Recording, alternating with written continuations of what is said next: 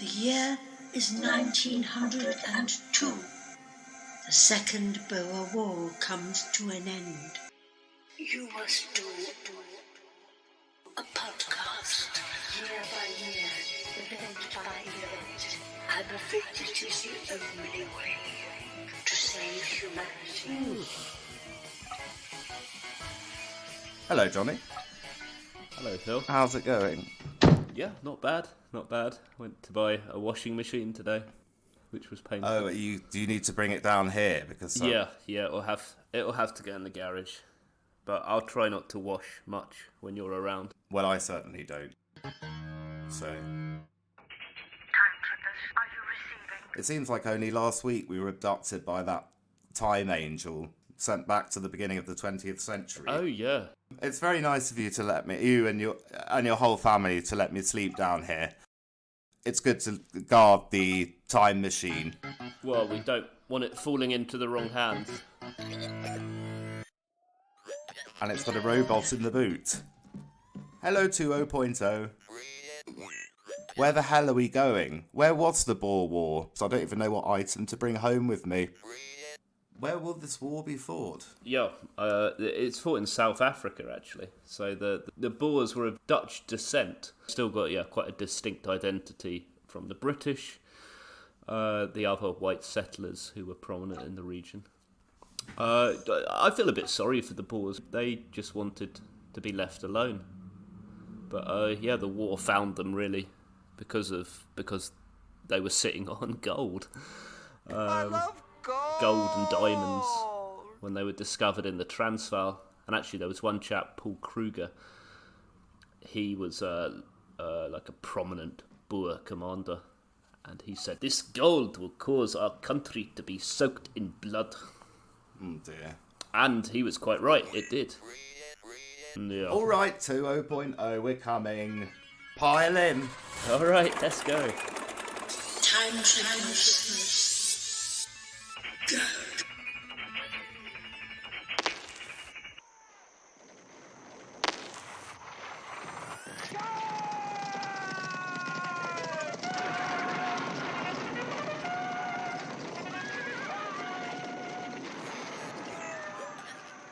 Boy's own adventures, bloody butchery adventures in Africa, and obviously the tragedy is they obviously kill an enormous amount of Boers, but through their stubborn idiocy and stupid rubbish tactics, an awful lot of British Imperial troops die as well, sometimes in like seconds, as a column of flashily dressed Brits in their shiny hats are literally like mown down in less than a minute by like 20 Boers hiding in the natural landscape. It's quite I mean, the first war was interesting, the one in 1880. Again, we're just setting some context here for the one that happened 1899 to 1902. Because the British turned up in their fancy red coats and their white sort of ammo belts, which made a nice white cross over the red coats. So they were just the ideal target for the Boers. They couldn't have really made themselves a better target if they'd tried. And the red coats were actually quickly retired after this. Some of the soldiers actually even took to soaking their red coats in coffee just to give themselves a bit more camouflage. Coffee? Coffee. I mean, maybe they should have just smeared them in mud, but the fact was, it was sort of a modern war. We're beginning to see the old style of like Napoleonic War and fancy uniforms phase out at this stage, just because it made absolutely no sense to have a stupid red jacket. I was going to ask when you're trying to be subtle. Yeah, on that point, so second Boer War, in the second Boer War, the British got rid of the flashy stuff and went to khaki. Is that correct? They went in. Yeah, Boer yeah, War II. yeah. It was called the Khaki War because they wore the khaki. And by 1914. So they are already in khaki for the First World War, but there's a couple of European powers that haven't had that lesson and enter the First World War with flashy uniforms. I forget which. It's a lesson that they will learn quite quickly, I imagine. History repeats itself, repeats itself. History repeats itself, repeats itself. History repeats itself, repeats itself. First as a tragedy, then as a farce. Repeats itself. Sorry, I accidentally pulled up a monkey documentary I was showing the children. That was the last thing I watched. Okay, yeah, 3D stereoscopic staged photographs of the Boer War. I must be pedantic, even though I've called it the Boer War since forever. I am going to have to pedantically correct you. It is the Boer War? I was assuming that you were just pronouncing it in a funny way, the Boer War. I think so, the Boer War.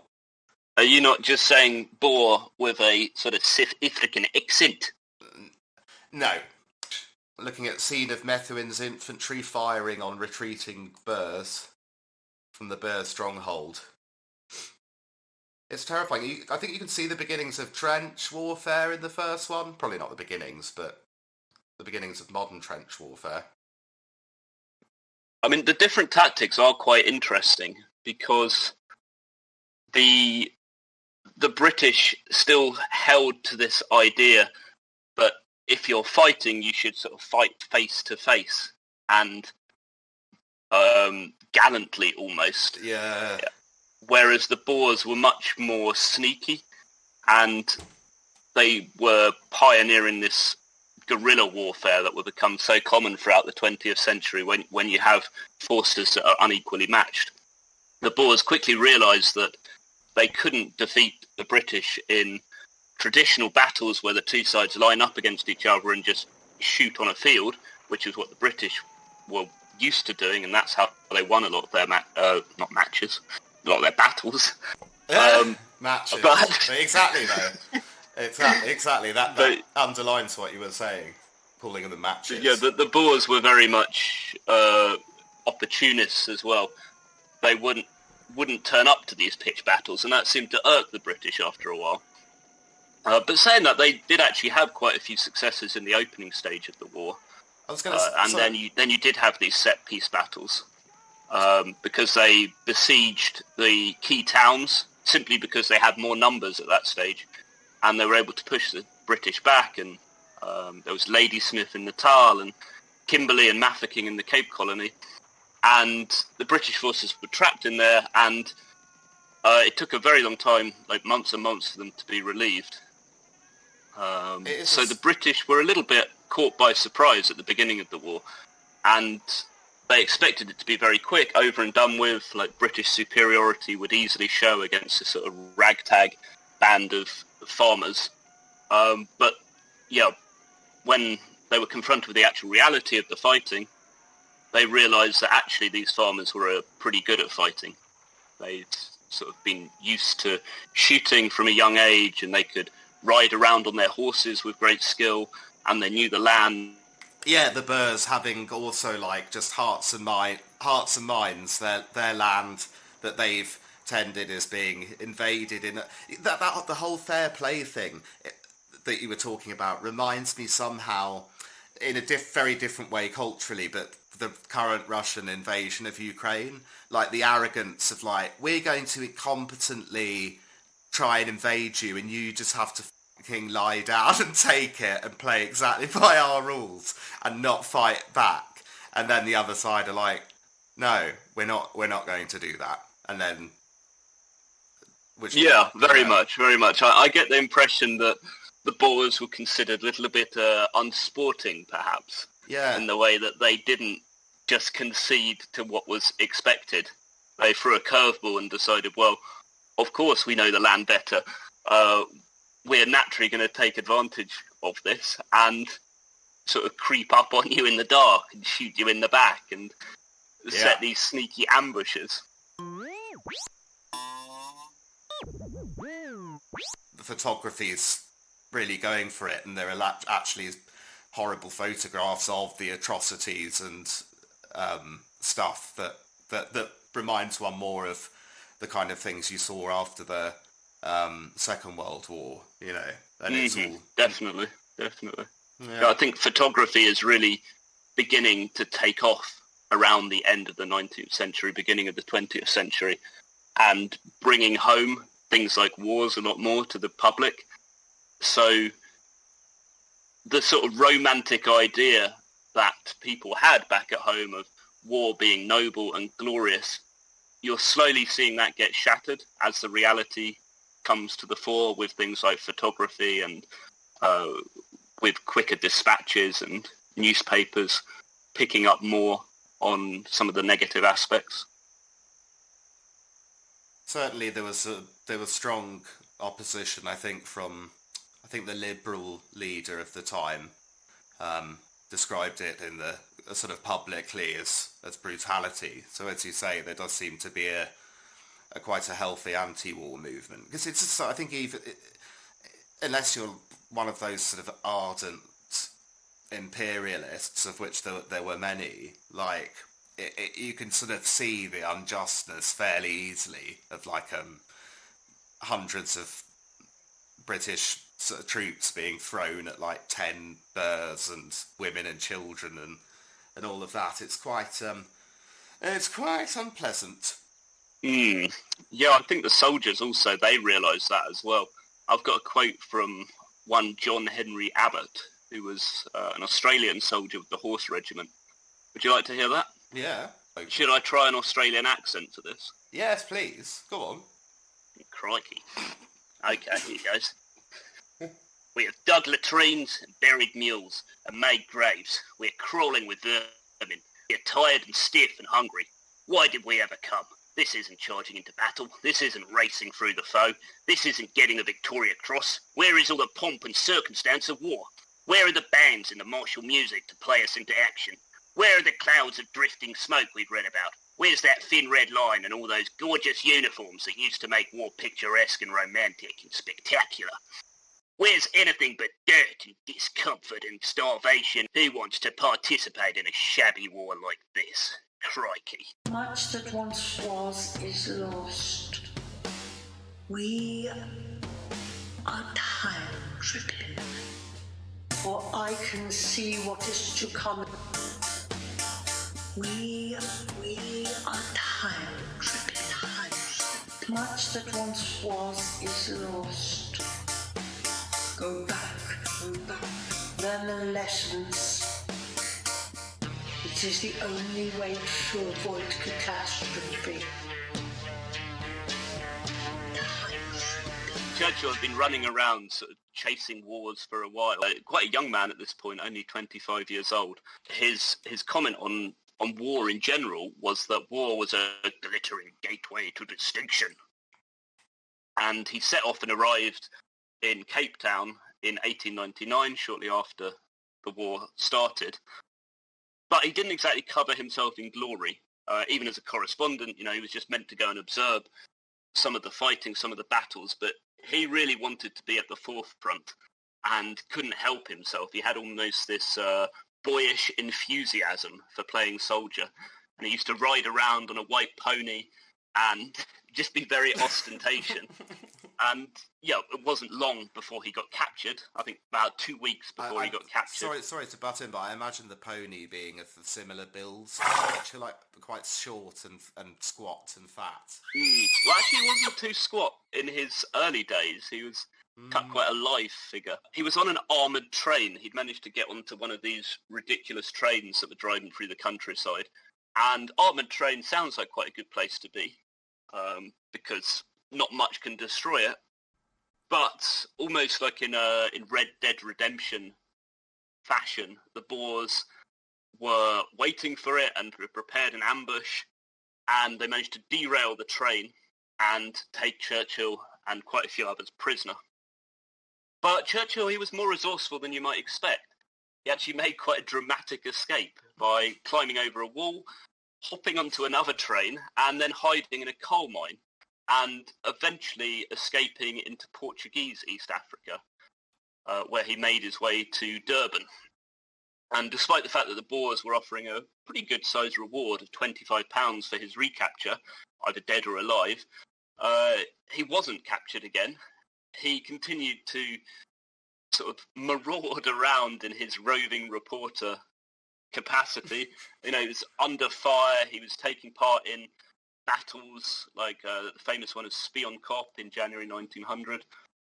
And as the war slowly began to turn in Britain's favour, he was present at the big relief of Ladysmith, the occupation of Pretoria, and so on. Some of the stuff he writes is very much glorifying the idea of war. He says, "Here life itself, life at its best and healthiest, awaits the caprice of a bullet. Existence is never so sweet as when it is at hazard." So he's someone who is like almost an adrenaline junkie at this point. He's really getting off on the idea of zooming around a war zone. Perhaps also he was just pissed because in his baggage he took 60 bottles of booze with him when he set out for the war. He had 36 bottles of wine, 18 bottles of scotch, 6 bottles of brandy, and he certainly had better access to alcohol than almost anyone at the front. He was scheming, pushing, medal hunting, brash. A young man in too much of a hurry. A young rebel who did things his own way and be damned. You're my greatest disappointment. You lie. You shirk. You boast. What's to become of you, boy?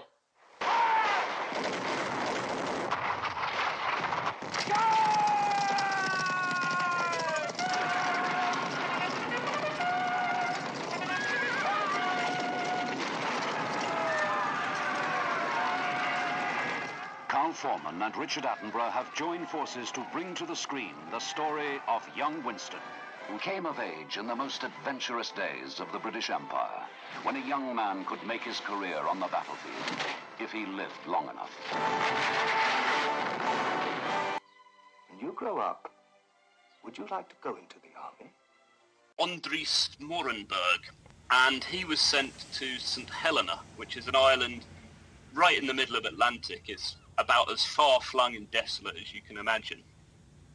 And the prisoners, they were more or less allowed to wander around the camp freely because there was nowhere they could really go.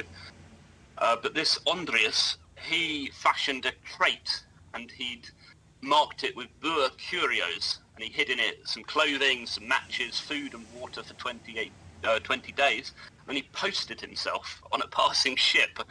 Presumably had some help, a few mates in on it. What, to put him in the envelope? Yeah, to put him in the crate and, ship him off the island.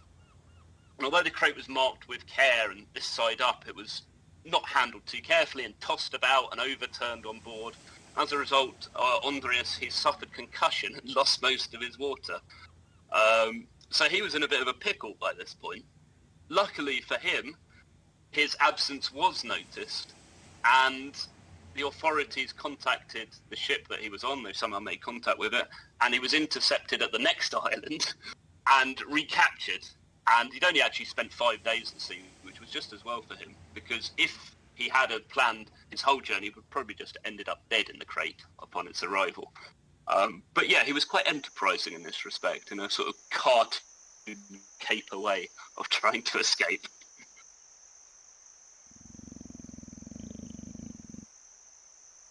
Okay, so Baden-Powell, his star shone brightly, so to speak, at this point in history, because he was seen as one of the heroes of the British for the Boer War for his actions in the siege of Mafeking.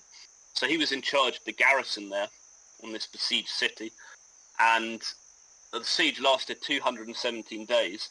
And although he could have perhaps broken out, it's generally considered that if he did, they would have been massacred. And he kept telling them, no, we need to sort of show a stiff upper lip and sit out the siege, even to the point where his mounted soldiers were eating his horses.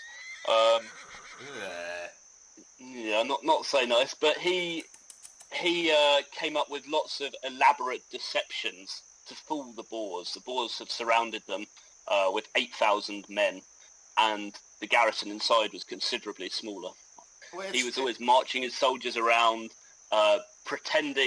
making them pretend to avoid barbed wire that didn't exist when moving between the trenches. So taking like big comedy steps. Oh. So the Boers were like noting down all the enemy movements and seeing that they were like really careful around these fake minefields and really struggling through this fake barbed wire. I love the way these absolute knobs, sort of pompous, self-absorbed knobs. The British, they really sullied their reputation here. Not that it was particularly good to begin with, if you're an imperial citizen and if you've been subjected for many years by the British Empire. But they really embraced the idea of total war here, and it wasn't just this gentleman's war that they had this conception of at the beginning, where you'd fight your enemy face to face. They realised that with the Boer guerrilla tactics, this wasn't going to work, so they needed to take the fight to the civilians. So they would round up women and children. Anyone who was considered as a support to the Boer would be rounded up, shipped to these camps, surrounded with barbed wire, and just sort of suffering horrible conditions, lack of food, terrible administration. Rape was quite common. The houses or the homesteads of anyone suspected of Boer sympathies would have been burned down, and this was effectively a death sentence. You know, if you're in the frontier and your house is burned, your crops are burned, your livestock is killed, you've really got not much chance of surviving. So they either had to pack up and leave and depend on the charity of neighbours, or more likely they were just instantly shipped to one of these concentration camps. You know, civilians suffered terribly here, and it's a theme that happens a lot throughout the 20th century. Whenever you've got a war or a conflict, Arrogance. It's not just soldiers who are dying, it's the civilians. So this is very much like a sign of things to come in the 20th century. And it's sort of the last brutal lash out of the arrogant aggressor who can't accept that they've screwed everything up. May I just say, Johnny, bear with me. How do you pronounce the word that we've both been pronouncing differently throughout? Boer. I say Boer. Did you hear that? Do it again. Hang on. Boer. Did you hear that? No. Okay, it goes Boer. So B. Boer. So it's, Okay. it's Boer. Just saying, but this is a very good moment for me to bring. I thought I'd do a little bit of, because it was making me quite sad. That, this is an area of British history that's really shameful. However, Johnny, on a much less or much more trivial note, I thought I'd do a bit of research in the British newspaper archive for some primary sources. Oh, okay then. Now, my my objective was, obviously, anyone who hears the word Boer War, usually these days will make a pun. Oh, Boer. Oh, it's not boring. Exactly, it's not. They were boring. And I think when people do things like that today, they forget that things like that have existed since contemporary times. I've got a few of ones I quite like. This one's from actually about 3 years after the Boer War, in 1904, when I think it's referring to the ongoing Russian-Japanese War, and it's a little pun. It's under a little section in the Workington Star called Twinkles, which are just little sort of puns and riddles. And it is, what will the bear bear? Not half as much as the Boer bore. What will the bear bear? Not half as much as the Boer bore, You get it?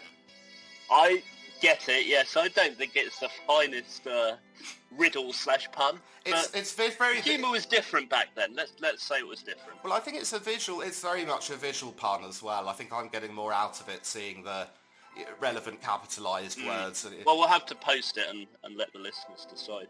Yeah. I've got a little skit that the Bears came up with. Boers. The Bears. So there was a quite dashing chap, actually, Christian de Vet. He was one of the Boer leaders, and he'd classic sort of cult of personality built around him, in that he was this underdog, sort of heroically fighting in the bush. And the Boers came up with a little song about him. I don't know the tune, but I'll say out the lyrics for you. Can you sort of make one up? I mean, I'll make one up. I can try it in a South African accent if you want. We can see if it's any better than my Australian one. I mean, maybe keep your accent. If you just sort of elongate everything you say slightly, I can auto-tune you afterwards and make it into a song. So just leave plenty of vowels for me, please. Okay, so this is about Christian de Wet. Go wet, here's mounted, you rise up the street. The English skedaddle, the aim on retreat. And the commanders swore they'd go through the net. They'd been spread with such care for Christian de Wet.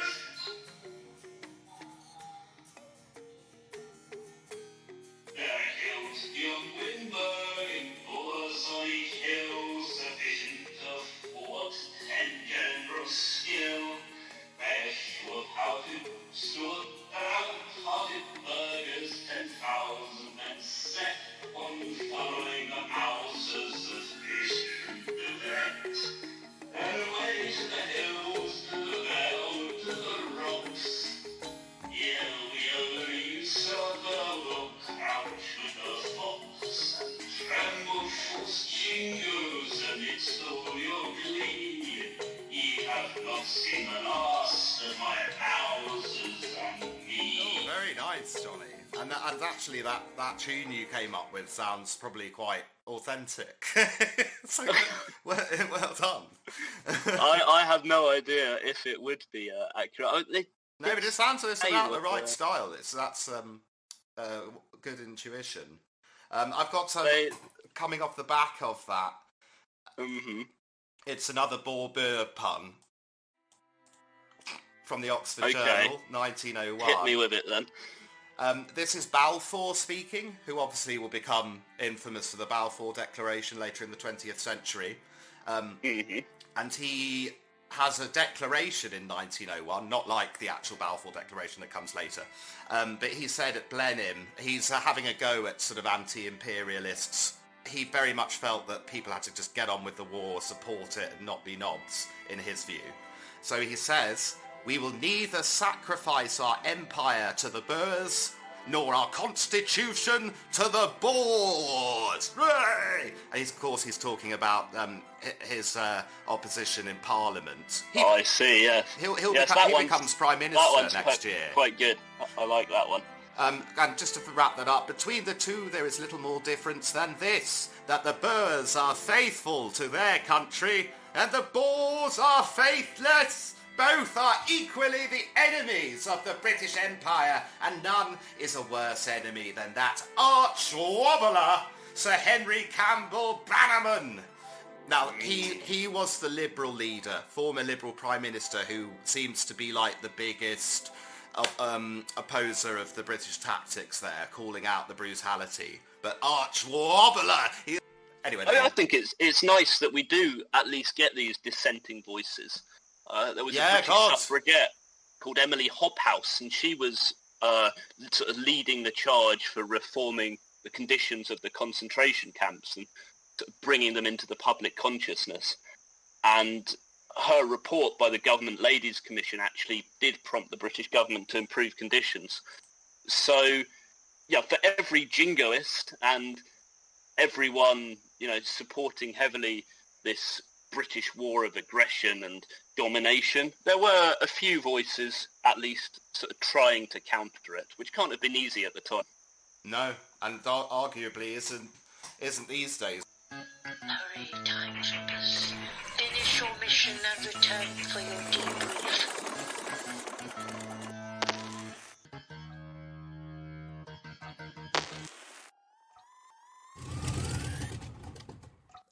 So, Phil, did you bring anything from the Boer War?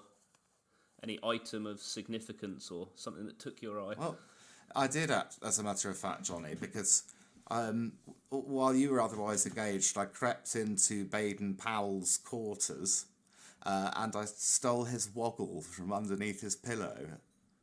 His woggle? Yeah, his prototype woggle, which was, what is it, like a little tie pin that the scouts